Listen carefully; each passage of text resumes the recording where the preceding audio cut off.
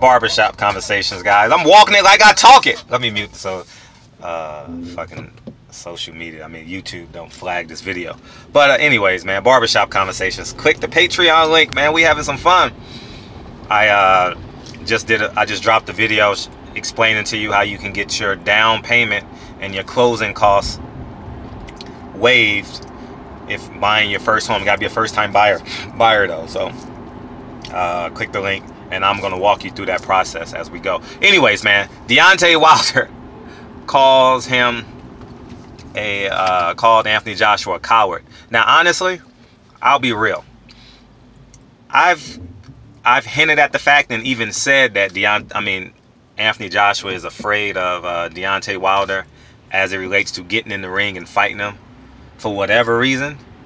And I wasn't 100%, but I was leaning towards over 50%, right? Because I always believe, even media, like when you interview these guys, I'm like, these guys aren't afraid of each other. They just trying to make the most money possible. Now, remember I said most money possible. It was just said today, or excuse me, yesterday, I saw an article that said Anthony Joshua made $20 million. $20 million in this fight. He would have made minimum $80 million if he would have fought Deontay Wilder. So when you put the two and two together, and Deontay Wilder said it with such conviction on Hot 97, the New York radio show, he said it with such conviction. Anthony Joshua is a coward. I believe it. And he got that. You guys got to help me. I don't know what color jacket that is, but when you got that snitch in prison, they give him a something. He gets a jacket or something. I don't know. I forget the lingo, but I've heard it. You know, being in the hood a little bit. But he got that jacket on him now, man, and you can't shake it. He's gonna do the rest of his time in boxing as a coward, and people will view him as such. He's gonna have his core audience, obviously, but he's gonna go through the coals, man. I mean, Eddie Hearn has literally destroyed Anthony Joshua's career.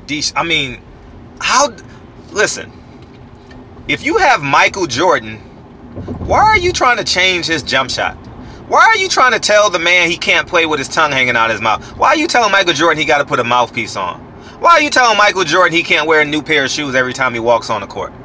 It's Michael Jordan. I'm not saying Anthony Joshua is as good as Michael Jordan, but when you got the vessel, when you got the goods, when you got, quote unquote, the majority of the assets you need to build a guy, even though he may be fake, even though he may be a phony, but when you got the goods,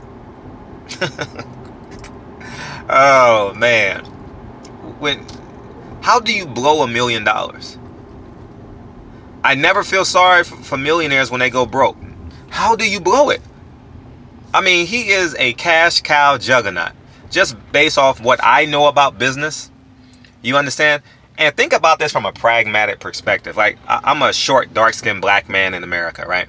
And I know the obstacles I must overcome. And I'm just having a real conversation with you guys, right? Right? This is America. Now, I'm from a big city. So I see opportunity. I can hustle my way to make a couple $1,000s a month, whether it's collecting cans, whether it's being a runner, whether it's being a middleman on a deal, whether it's working at a mom and pop store, then working security or bussing tables at night. Whatever I need to do, I can make a couple $1,000s a month just by hustling, getting a 9-to-5 job and then hustling thereafter, whether I'm hustling CDs, whether I'm hustling movies, whether I'm hustling fake Louis Vuitton, whatever I need to do, I know I can make a couple $1,000s a month because I grew up in New York and in Los Angeles, right? Although urban New York and Los Angeles. Now, multiply that by at least 5 or 10. Because when you're dark skinned in America and you have the assets like Deontay Wilder, he's tall, strong looking, athletic man. They're gonna view that as a negative. They're fearful of you. And when you speak your mind, they're fearful of you. They don't believe in you. You understand what I'm saying? And he His assets, see, here's the catch. His assets was against him. Same assets as Anthony Joshua. Anthony Joshua had more of the complexion for the protection because he was a softer black man in terms of skin tone. And all my non-black subscribers are not going to fully understand this video, so if you want to dislike it and put your comments in, okay, but I'm teaching you guys. This is a barbershop teaching moment where only one person is talking in the barbershop right now. Everyone's listening to Nassim Richardson right now, if you've seen the video. All right, we're listening to the old man on the block who always drops wisdom. He comes in the barbershop, says hello, he has his cane and his newspaper. That's me right now. So I'm giving you guys game right now. So every asset Deontay Wilder possesses currently was viewed as a negative, and coming from Alabama, right, Eddie Hearn? Anthony Joshua, same thing, but it's viewed as an asset.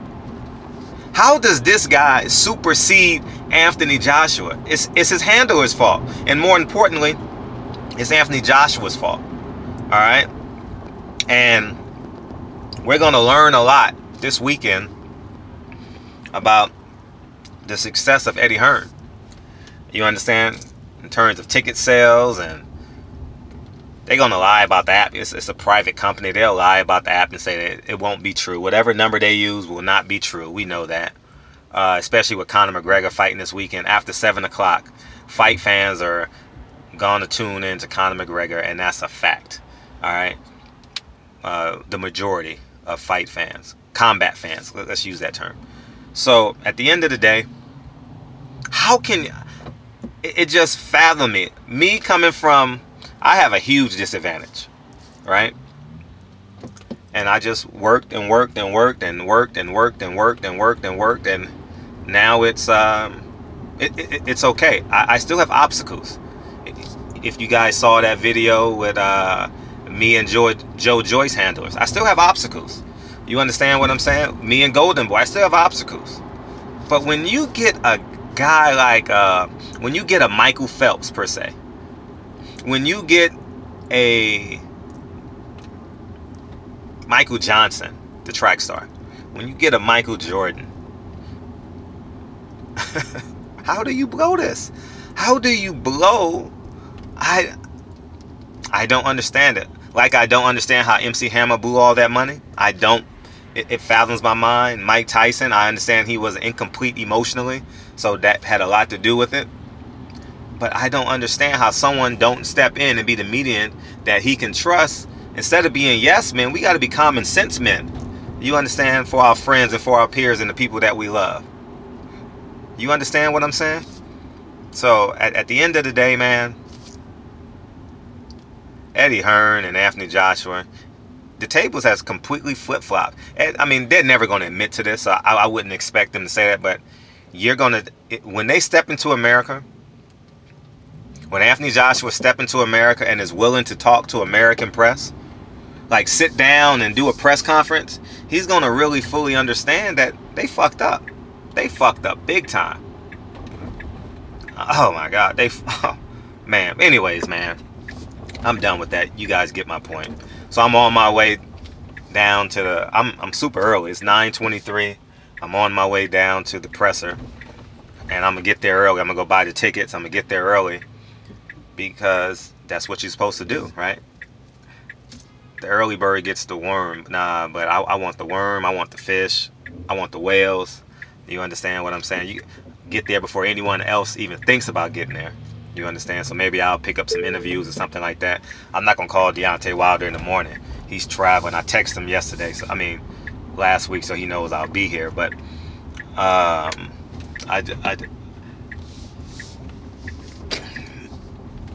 but that's just a microcosm. I got up early this morning, did my workouts. Got up at, what, 3:50?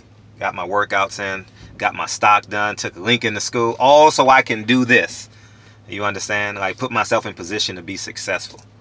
And that's the key. I tell everybody in my life, the same way you prepare to meet with Oprah is the same way you prepare to meet your best friend, your handyman, Oh, I'll tell you guys a great story this morning. So I walk Lincoln to school every day. So me, Kennedy, Dre, and myself, and Lincoln are walking to school, right?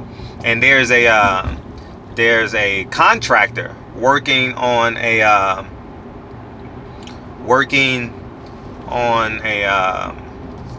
ditch. Maybe they're doing pipes or something like that. Maybe they got some plumbing issue. I have no idea. But there's a big hole, right? You guys have seen that before on the sidewalk. So we're about 50 feet away, and we like, damn, how we gonna get across? Because I don't want my kids in the street, because we have to go through a throughway, and it would have been tough. So as we're getting close, I'm like, damn, what are we gonna do? Do we cross back across the street and walk back across? And we're getting closer. We're like 30 feet away now. We're about 30 feet away. And the gentleman puts down a board so my family can cross, because we have a dual stroller. So we're pushing him. So we end up pushing the kids across, and we were able to walk across without going into the street. And I thought that was real gracious of that man. I was like, man, that was real thorough of you to do that, man. I said, I appreciate you, King. You know how you pat your hand on your chest and say, thank you, man. I salute you. And then on my way back, because Dre goes for a run. I don't know why I'm telling you this, but I know why I'm telling you this, to get to the point. Dre goes for a run. She goes in the opposite direction. I go towards home, because I'm coming here, and I have to walk by this gentleman. And I was like, man, what do you do? And he was like, I do everything, right, in terms of being a handyman. So I was like, here's what I'm gonna do. I says, call me. I'm gonna give you a job. I'm gonna get, not a full-time job, but I'm gonna give him a job to do. And obviously, if he's great, I'll use him on. But the same way you prepare for your handyman is the same way you prepare for Oprah. That man didn't know who the fuck I was. I look like everybody else walking down the street. He didn't know I owned property or could offer him a job, not a full-time job, but one job, if you guys understand the work of working on stuff. And the same way he didn't know that I lived there. He probably a guesstimate I lived around the corner, but he didn't know what I could do for him. He did it out of the genuine of his heart, because he knew what I was thinking. I don't want him and his family walking in the street, and I thought that was real gracious of him. So anyways, man, I just thought that was a cool deal. Anyways, barbershop conversations, man. I just get off on my tangents, and y'all fuck with me anyway. So anyway, I salute y'all. I'm going to buy the tickets. All right, I'm going to buy the tickets. All right, and we're gonna have a great time with this barbershop conversations, man. Feel free to hit the subscribe button. I salute y'all. I thank y'all. And we're gonna have some fun today. It's gonna be fun down there today. So DM me your questions. If you guys have questions, don't put it in the comment. I tell you guys that all the time, and then 3 days later I read the comments. You guys put the question in the comment section. When I'm working with the battery life on the phone, I don't have time to go to YouTube and watch videos and read the comments. I literally don't have that time, because it takes so much life out of the battery. And I want to conserve every ounce of this battery that I possibly can. So I just want you guys to know this. So anyways, man, barbershop conversations, man. Feel free to hit the subscribe button. And I'm pulling up. I'm like 7 minutes away now. So I'm pulling up, and I'll talk to you guys soon. I genuinely appreciate you guys, and we on to the next one. I'll holla. Peace.